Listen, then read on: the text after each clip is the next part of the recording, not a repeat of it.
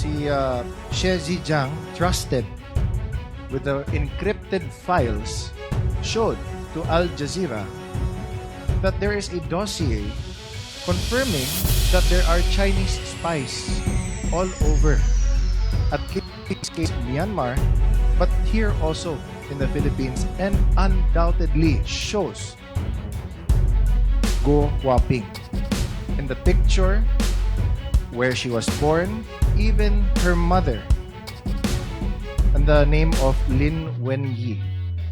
Mr. Chair, again, we were told, kanina nagtanong tayo kung lumaki ba si Ma'am Alice dito sa Pilipinas, kung dito ba siya ipinanganak, kung Pilipino ba yung mga magulang niya. Dito daw siya lumaki, which is false. Because paano malalaman or ma-identify ng mga tao doon mismo sa address sa Fujian na nakilala nila si Alice Guo o Go Huaping as anak ni Lin Wenyi nung pinakita nila yung picture ni Go Huaping sa kanila. Number 2, tinanong natin kung saan ba siya ipinanganak. Eh nakita na nga. Doon mismo, she left daw late of 2002. Sabi pa ng tao na in-interview ng Al Jazeera doon mismo sa Fujian. And might we take note, Mr. Chair, na sa video, nung pinuntahan nila yung address na nakalagay sa dossier, sa encrypted dossier, is a local office ng Communist Party of China. So, Mr. Chair, I think this in itself speaks volumes na, no? Again, nakakainis na time and time again dinideny ni Go Huaping lahat ng mga questions na tinatanong namin sa kanya. Okay, again, let me ask, Go Huaping, kilala mo ba si Xie Zhejiang? Yes or no? Your Honor, yung Xie Zhejiang na sinasabi niyo po, yan po ba yung pinakita niyo po niya sa akin sa picture? Correct. Hindi ko po siya kilala. At sana po, Your Honor, Mr. Chair, makuha ko rin po yung details. Gusto ko po magdemanda. Hindi ko po sila kilala.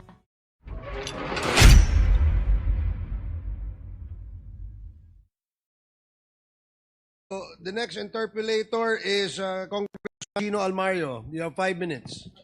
Thank you for the 5 minutes that you will allow me, Mr. Chair. Good evening to everyone. I'd like to redirect, in the interest of national security, as what was mentioned earlier by Deputy Speaker J.J. Suarez, I'd like to direct my questions to Ms. Alice Guo. Ms. Alice, aware naman po kayo that you're still under oath. Tama po ba? Yes po, Your Honor. And Chief, please go And on. Your Honor, I cannot disclose too much because I have 8 pending cases po at the court din po. Okay. And alam mo ba yung may mga statements kayo na nasabi nyo dati sa mga previous hearings in both the Quadcom and the Senate na naging natuklasan na kasinungalingan? Tama po ba? Anong pong statement po, Your Honor? Well, the nationality, your parents, and the like. Tama po ba? Hindi po, Your Honor. Pero now that we're here and almost closing on this na rin, willing ka ba na magsalita ng katotohanan sa Quadcom na ito? Your Honor, ano pong question po? Willing po ba kayo na magsalita ng katotohanan sa Quadcom na ito? Now na patapos na itong lahat. Opo, Your Honor. I have pending cases po at the court. So, anything po na sasabihin ko po dito sa Quadcom may use against me. So, Okay. opo. Alright. Pero even if na mo na may alam din yung Ministry of State Security, willing ka rin ba na mag-confess ng katotohanan sa Quadcom na ito? Your Honor, pa-specify ko po sana yung question po. Yeah. Para I know paano po din po ako makahelp po. Okay. Sige. I'd like to direct your attention po sa ating screen. Can we please flash? Kilala mo ba tong si Xie Zhejiang? Hindi po, Your Honor. Hindi po. Okay. I'd like to put that on the record, Mr. Chair, na hindi po niya kilala the person in question na si Xie Zijiang. Nung nakarang mga hearings, and I'll just put this on the sideline lang because I will touch back on this one again, Mr. Chair. Nung nakaraang mga hearings, sinabi niyo po sa Senado and dito sa Congress na ikaw ay Pilipino. Tama po ba? Yes po, Your Honor. And sabi niyo na din dito lumaki. Tama po ba? Yes po, Your Honor. Dito kayo ipinanganak. Tama po ba? Yes po, Your Honor. I have my Filipino birth certificate po. And dito din kayo, Pilipino din yung mga magulang ninyo po. Ang alam ko po, ang nanay ko po ay Filipina po. Okay. And yung tatay mo? Tatay ko po ay Chinese. Okay. Now, let's circle back a few years before, more recently, yung sa pagtakbo ninyo bilang mayor po. Ano ulit yung naging rason ninyo kung bakit kayo nagdesisyon na tumakbo bilang mayor ng Bamban? Your Honor, unang-una po, Short answer lang, Ms. yes po, tatlo po kasi yung yung sagot ko po diyan. Isa po sa tatlo ay childhood dream ko po. Pangalawa po, sa Bamban po ko lumaki, gusto ko somehow makapag-share din po ng kung anong pong meron ako. Gusto ko rin po natulungan yung mga kababayan ko po. Pangatlo po, tinulungan din po ako ng former mayor din po namin town para sa kampanya din po. Okay. And saan kayo kumuha ng pondo para tumakbo bilang mayor? Your Honor, 37,000 po ang aming voters. Hindi po ganong kalaki. So, saan lang kayo kumuha ng pondo? Kasi kailangan ng pondo, di ba? Para magkampanya. So, saan kayo kumuha ng pondo? Your Honor, kumuha po ako ng pondo sa negosyo ko po. Okay. And itong negosyo is? Your Honor, lahat po ng negosyo ko po, sinampan po nila ng AMLAC. So, I invoke my right against self-incrimination po pagdating po sa business po. Okay. Can we show the next slide? Gusto ko lang pakita. So, confirm niyo po, Miss Alice, na kayo po ito sa likod po ng Ford F-150. And yan si Cassie na nakasakay din ng Can-Am. Ano ba yan? Riker Sport 900? Tama ba? Your Honor, hindi po yung campaign. Yan po ay Town Fiesta po. Town Fiesta lang. Opo. Okay. So, very interesting. Kasi from what I remember, kasi ako mahilig ako sa kotse, pero yung kotse ko is a 2003 Camry. And medyo may kamahalan din yung mga nakikita natin dito sa pictures. But sige na lang. So this was a fiesta naman din and very festive. Pero kayong dalawa yung nasa picture, tama po ba? Yes po, Your Honor. Okay. So you lahat ng mga funding na nakuha mo for your campaign, galing sa sarili nyo, sa businesses? Yes po, galing po sa sarili po lahat, Your Honor. Okay. Now, you didn't ask for any funding from any Chinese person, Filipino? Never po. Okay, sige. Filipinos po, may mga friends po na tumulong in kind. Pero finances po, wala po. Okay, sige. Now, Mr. Chair, if you would allow me, I'd like to show a video to everyone. This is from Al Jazeera. And if I may, Mr. Chair, also request humbly that this may not be taken out of my time as this is very revealing of nature, if it's okay, Mr. Chair. Certainly. Thank you, Mr. Chair. Congressman Almario, the better Almario. Anyways, please, Comsec, can we please play the video? 我接收到很多这个中国公安部和“一带一路”的这个机密啊，一些事情呢还和最高层那位呢有关系。我被送回中国，一定会遭到灭口。 Wang Fugui met Sher in prison and says he witnessed an attempted attack on him. 60-70个泰国人对我10多个中国人进行那个无差别的袭击。为什么知道是针对佘志安先生呢？是因为这些泰国人相互说话当中就是有在找佘志江，那个时间是他律师会见的时间，然后所以说躲避了这一次袭击。 Thai prison authorities did not respond to our request for comment. Wang spent 5 years in jail battling charges related to credit card fraud before being found not guilty. He says he became good friends with they were in the same cell. He's now the custodian of many of the tycoon's alleged secrets. 他有在亚太上留下很多那个待解密的那些档案，目前受到他的那个授权所解密的那些内容只是部分的内容而已，但是这些内容涉及到那些国安人员的名单。He allows us to take a look. One file in particular catches our attention. It's a dossier about Guo Huaping, or Alice Guo, a fugitive and embattled ex-mayor of a small town in the Philippines. Now in police custody, Guo is being investigated for alleged ties to scam operations and money laundering. He's also accused of being a Chinese spy. 菲律宾的这个郭华平的，我用这个手机呢跟他通过话，当时呢还要的。 Sher says Guo once asked him to help fund her political campaign. 那我更不想得罪这个菲律宾政府了，所以就或者没有给钱。 Guo has repeatedly insisted she was born in the Philippines, a prerequisite for office holders in the country. But Sher's dossier lists China as her place of birth. Guo had previously claimed she's the daughter of a Filipino woman. But according to this document, her mother is a Chinese citizen called Lin Wenyi. The dossier also lists a family address in China's Fujian province. This is what our researcher finds when he visits the local office of the Chinese Communist Party. At a nearby village, residents shown photographs of Guo recognize her as the daughter of Lin Wenyi, the same name that appears in Sher's dossier. They say Guo was born here and only moved away towards the end of 2002. Sher says he has a message for the former mayor.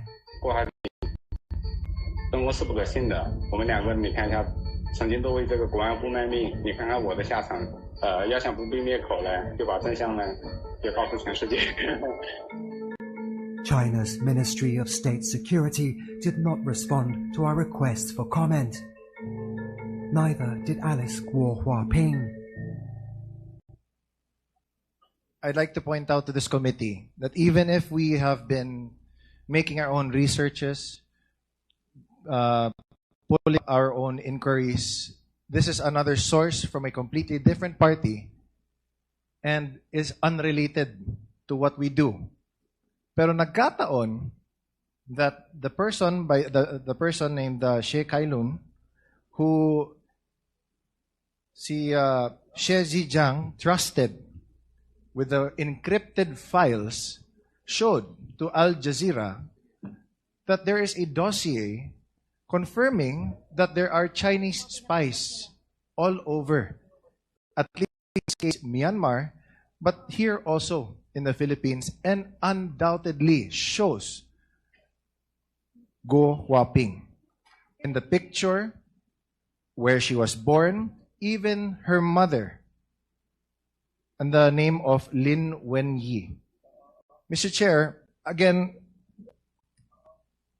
we were told, kanina nagtanong tayo kung lumaki ba si Ma'am Alice dito sa Pilipinas, kung dito ba siya ipinanganak, kung Pilipino ba yung mga magulang niya. Dito daw siya lumaki, which is false. Because paano malalaman or ma-identify ng mga tao doon mismo sa address sa Fujian na nakilala nila si Alice Guo o Guo Huaping as anak ni Lin Wenyi nung pinakita nila yung picture ni Guo Huaping sa kanila. Number 2, tinanong natin kung saan ba siya ipinanganak. Nakita na nga. Doon mismo, she left daw late of 2002. Sabi pa ng tao na in-interview ng Al Jazeera doon mismo sa Fujian. And might we take note, Mr. Chair, na sa video, nung pinuntahan nila yung address na nakalagay sa dossier, sa encrypted dossier, is a local office ng Communist Party of China. So, Mr. Chair, I think this in itself speaks volumes na, no? Again, nakakainis na time and time again dinideny ni Go Huaping lahat ng mga questions na tinatanong namin sa kanya. Okay. Again, let me ask. Go Huaping, kilala mo ba si Xie Zhijiang? Yes or no? Your Honor, yung si Jijan na sinasabi niyo po, yan po ba yung pinakita niyo po niya sa akin sa picture? Correct. Hindi ko po siya kilala. At sana po, Your Honor, Mr. Chair, makuha ko rin po yung details. Gusto ko po magdemanda. Hindi ko po sila kilala. Hindi natin madidemanda, Ms. Alice, dahil kasi he's still in Thailand. And the reason why he's speaking the truth now is because, as he was saying din in the video, although hindi lang pinakita dito, is that he is also being illegally detained daw, sabi niya. Kaya sa galit niya, he wants to speak also the truth out to the world na iniipit na rin siya ng Chinese Ministry of State Security. So, what does he have to lose?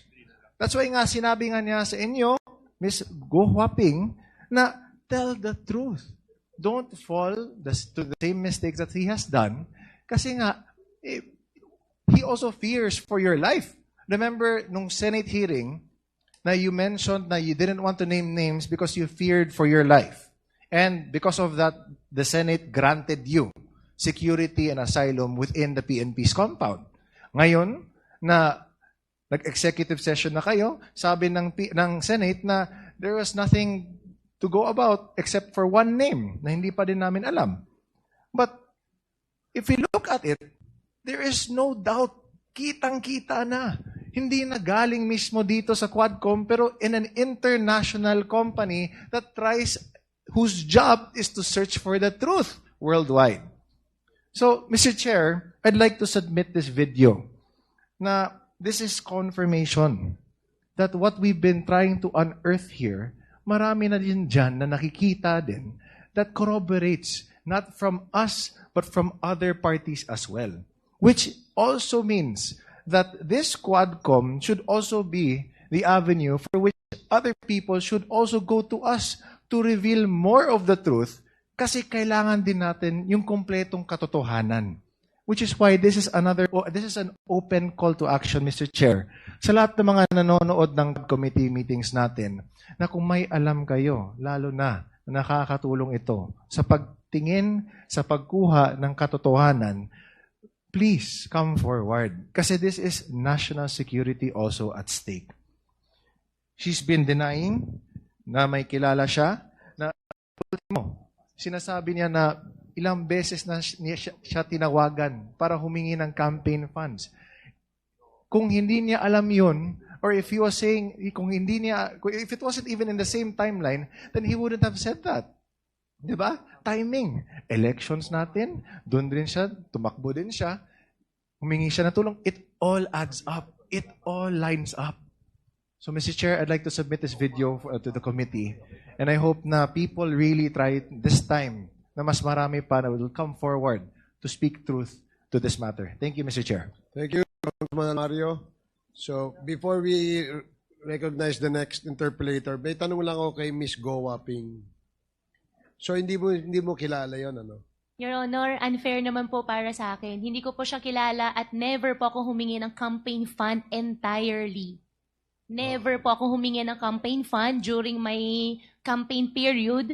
At nung video na pinakita po ni Congressman Chino po kanina, hindi ko po siya kilala. At gusto ko rin po na iparating sa lahat ng kababayan ko at Pilipinas na rin po. Mahal ko pang Pilipinas. Kasi nabanggit dun sa video na you're probably a spy. Hindi po ako spy. So, hindi ka spy. Totally po, hindi po ako spy. Hindi ikaw yung nasa picture. Hindi po ako spy, hindi po ako nasa picture, at hindi rin po, Your Honor, ako yung sinasabi niya. Kasi yung parang pinakita niyang dokumento, I don't know if that is a birth certificate from China, it clearly shows a picture that resembles your feature. Di ba? So, 1, 2, pangalan mo, yung Go Huaping. Tapos yung place of birth mo nakalagay daw doon. Nakalagay, China eh, di ba? So, how will you now tell us and convince the Filipino people na ikaw ay hindi spy at ikaw ay hindi involved dito sa Pogo? Your Honor, I think our government agencies can prove din sa darating ng araw na hindi po ako spy dahil hindi naman po talaga ako spy. Secondly, yung tao po na nasa video po kanina, I'll find way para hindi ko po alam kung paano, pero I'll talk to my lawyer, especially the network, magdidemanda po ako. Okay, sige. Thank you. The next interpellator is Congresswoman Migs Nograles. You're recognized. Thank you, have 5 Mr. minutes. Chair. Before that, sorry, Ms. Alice Go, you said you will file a case against this Cheji Zian, and you said you will tell the network. Anong network to? Per my record po, kung di po ako nagkakamali, Al Jazeera Network. Okay, Yung thank nakita you. ko po kanina. Pero babalikan ko po kung tama po yung naisulat ko po, Your Honor. Thank you. Mr. Chair, I'll go back to some questions in relation to the video. So again, Ms. Alice Go, Mr. Chair, you are denying that you are a Chinese spy. Hindi po ako spy. Well, Mr. Chair, wala naman atang spiya na mag-aamin na spiya siya. No. So, it really begs the question. But anyway, alam nyo ba, Ms. Guo, na itong si She Zhejiang, na umamin na Chinese spy siya, na sinabi naman niya, kilala ka niya, ay inamin niya na dito siya na-recruit sa Pilipinas. Your Honor, I cannot answer your question dahil hindi ko po siya kilala. So, to put on record, this video showed, mahaba kasi to, it's an excerpt of the video, that inamin niya na recruited siya dito sa Pilipinas. In fact, can we show lang na nagpakita siya ng picture na nandito siya sa Pilipinas. I think it's one of the recruiters. Kung pwede lang natin mapakita yung picture na yon.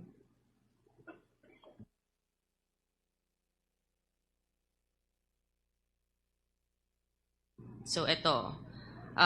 Wala kang kilala dito. Sa tatlo po, ni isa po wala po akong kakilala, Your Honor. So, ito, nandito si She Zhejiang when he was saying chair na dito siya na-recruit sa Pilipinas as a spy. Baka iisa lang pala ang nagre-recruit sa kanila, hindi natin alam, no? And again, babalik natin doon sa picture na pinakita sa video. Yung next slide, please. And again, you confirm this is not you, Miss Alice Go. Your Honor, hindi po ako yan. This is not you. Okay. Ang katanungan ko, Miss God, because you're saying that hindi mo kilala at dedemanda mo, ano naman mabe-benefit din nitong si She Zhejiang to name you? Your Honor, I think it's better for you to ask him. Kasi siya po yung naglabas ng video, so siya po nakakaalam anong makakapag-benefit po sa kanya. Definitely, hindi pa ako spy. Okay. Relax ka lang. Bakit ka galit? Kasi po, ganun din po yung nangyari last time. Sinasabi po nila spy ako. Mahal ko pong Pilipinas, Filipino po ako, hindi pa ako spy. Okay, relax lang. Relax ka lang. Diba? You don't have to be so riled up if you know the truth. Right?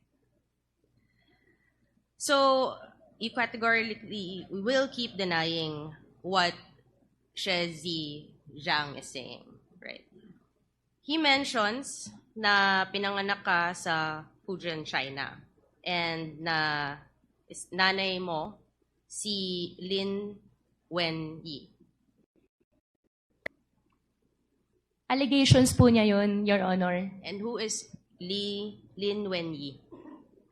Your Honor, Lin Wenyi is a partner of my father. And about my citizenship naman po, I think there is already I'm not asking court anything about your na po. citizenship. I'm just asking who Lin Wenyi is. Pinapangunahan mo ako sa mga ko. Hindi ko naman tinatanong. Masyado kang defensive. You know, mga actuations mo, medyo, it's showing something, Miss Guo. So, etong address mo na pinakita, pakita natin yung picture ulit. yung address nito, Mr. Chair, is apparently the local address of the Chinese Communist Party. Sigurado ka, hindi mo namimiss to? Walang memories? Never ko po nakita, Your Honor. Baka lang, may emotion ngayon eh. Baka lumabas ang emotions mo dito. Ano? Your Namimiss Honor, mo. emotional po ako dahil unfair po para sa akin para sabihan po ako na spy po ako. Okay, I'm asking about your house now. So, eto, Your Honor, that's not my house. okay, this is in Fujian. Balik lang natin sa last hearing na meron pinakita si Congresswoman Luistro, no? Yung nagko-congratulate yung people of Fujian sa kanya. So, kung hindi ka taga dito, at mukhang dito naman yung sinasabi nilang bahay nila, bakit naman din? I think we have that, no? That the people of Fujian was congratulating the first mayor na naging mayor dito. Yan. We have a translator here. Do you understand what is written? Yes, this is like congratulating for winning as the mayor. Okay, and then these are the people who prepared this congratulatory page. Those are the people, yung mga pangalan. Below, yes po. Okay. Baka kunin natin, Mr. Chair, yung mga pangalan na yan. Yeah, can you please post it again? Yan. Oh. Sino-sino yan? It is from Xinjiang, Jinjing Shen. Yeah, it's an association of the hometown. It's in Jinjing Shen. Which is in Fujian, I think. Yes, it is. Which is basically where what we saw in this video, Mr. Chair, kung saan talaga kasi galing ang si Miss Alice Guo, no? And then itong si Lin Wenyi na tinatanggi naman po ni Miss Alice Guo na hindi mo nanay, no? Which later on, nakakalungkot if she really is your mother, na you're denying your ties to your mother. Sinabi din sa documentary, Mr. Chair, na umalis nga daw siya, sabi ng mga residente doon, na umalis siya towards the end of 2002. From the previous hearings, we have a copy of the special investor resident visa. Yung next slide, please. Yan. Na dependent siya ni Lin Wenyi, galing nga from Fujian. And it is January 12, 2003 na pumasok sila ng Pilipinas. So, you know, the facts seem to be aligned. The documents that we have and we've been seeing seem to be aligned with this video that came out, Mr. Chair, na hindi naman natin alam bakit naman in-name din si Miss Alice Guo na hindi naman, wala namang kinalaman ito sa atin. But apparently, there is that connection, which is scary. We go back to Lin Wenyi, which you have said this is the partner of your father, your Chinese father. Yes, Your Honor. Yes. And you said, naman, na you will only be into business with those you're very close with and those you trust, correct? Yes, Your Honor. Yes, you said that last hearing. And yung lumabas nga, yung mga corporations, makita natin, they're about, pakita natin yung almost similar to the table that we showed last hearing, or 2 hearings ago. Ito yung mga corporations mo. Ang daming beses lumalabas nga nitong si Lin Wenyi, na lahat ng mga kasama sa corporations na yon are actually family members of yours. Your brother, your father, right? And ngayon, nanay niya pala itong Lin Wenyi. So it is a family corporation. So, Miss Alice, itong nangyari din sa video, meron sinasabing yung Yatay Group. Ito yung company ni Mr. She Zhizang. And actually, itong business ni She Zhizang ay katulad ng mga negosyong tinayo mo sa Bamban, Tarlac.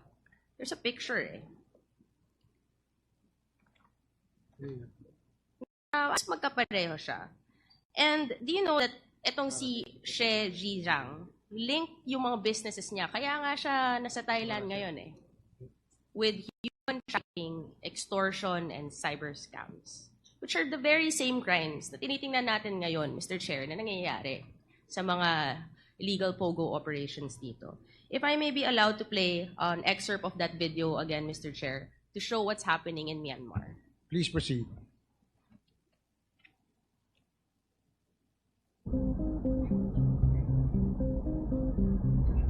It's one of Asia's most mysterious cities.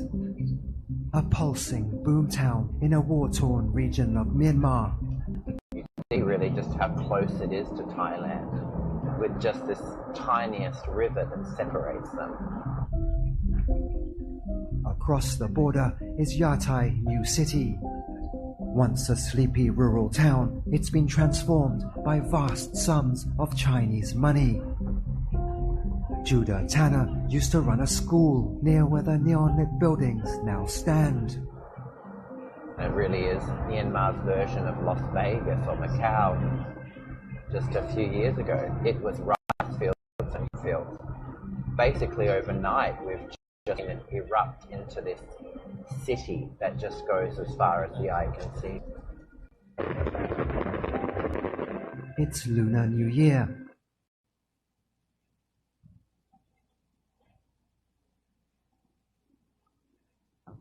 So, Mr. Chair, essentially, no, makikita natin may similarity from a rural area, pumasok at nag-expand, nag-build ng mga ganitong klase, front legal businesses na alam naman natin may mga illegalities, which is being found in Myanmar.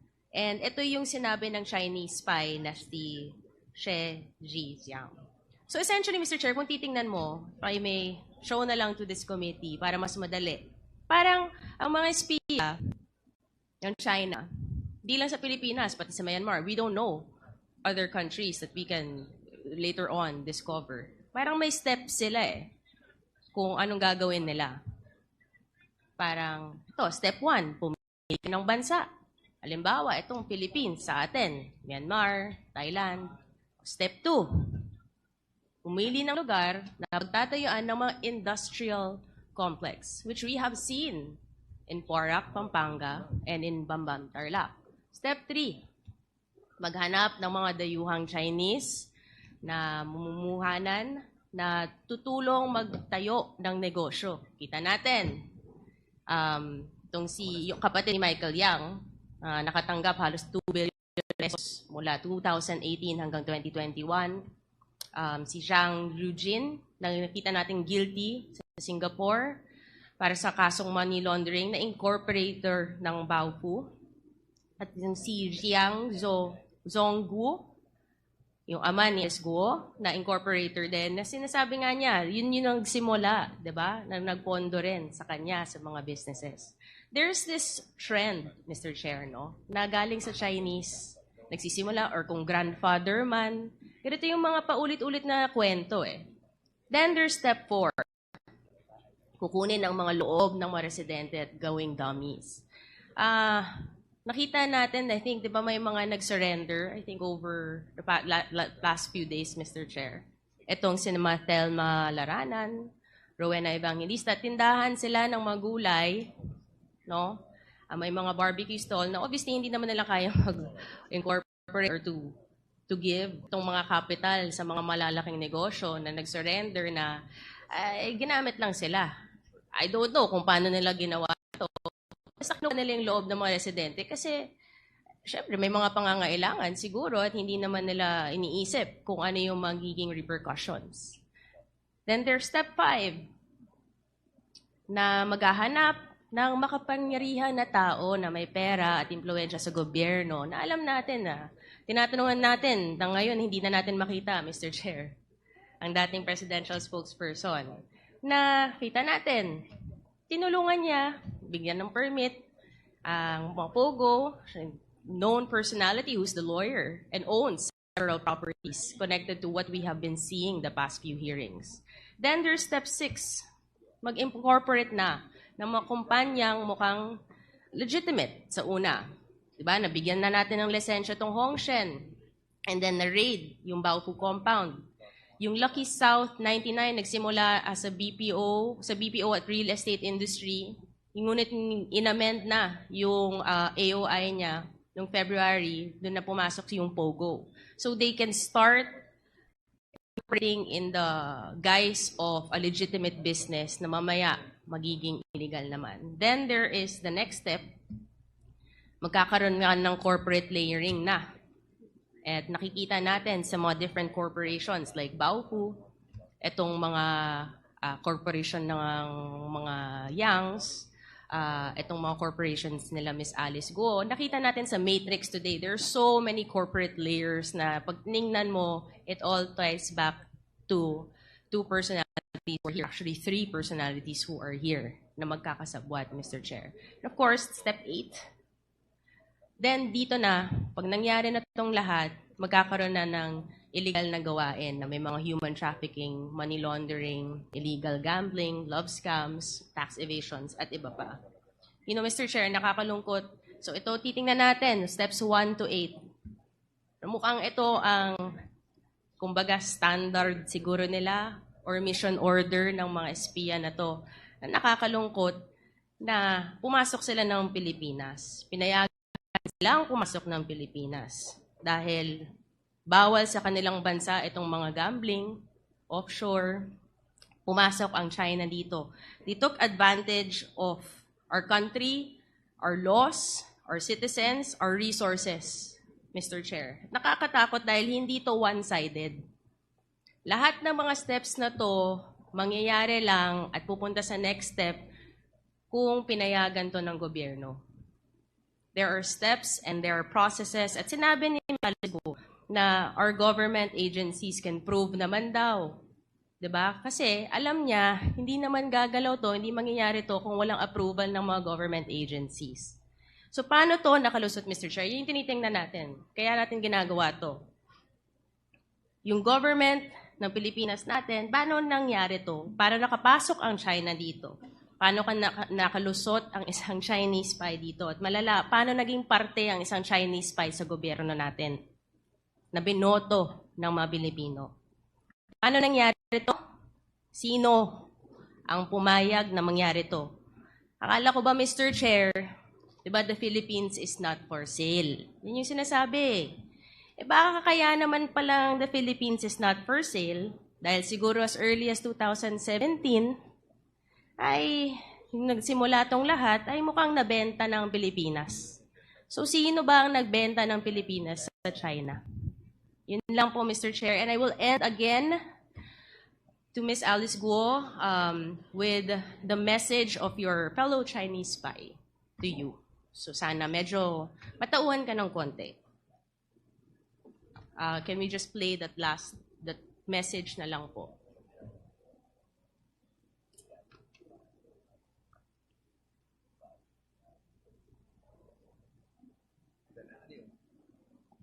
Hindi, meron pa eh. Yung last part.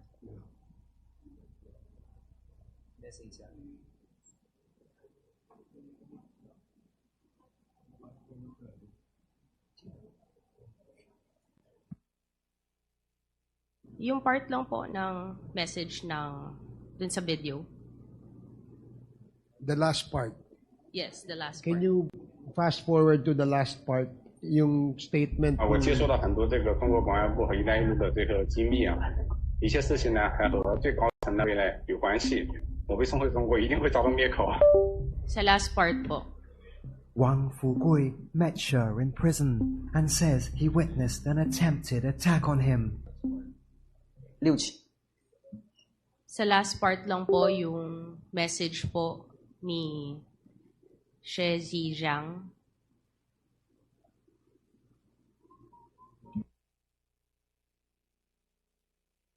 我接收到很多这个中国公安部和“一带一路”的这个机密啊，一些事情呢还和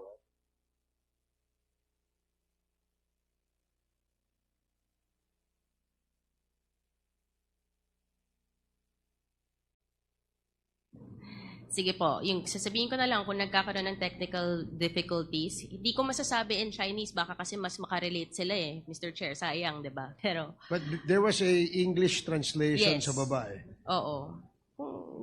Nasa last part kasi siya eh. Ayan, ayan. Ayan po.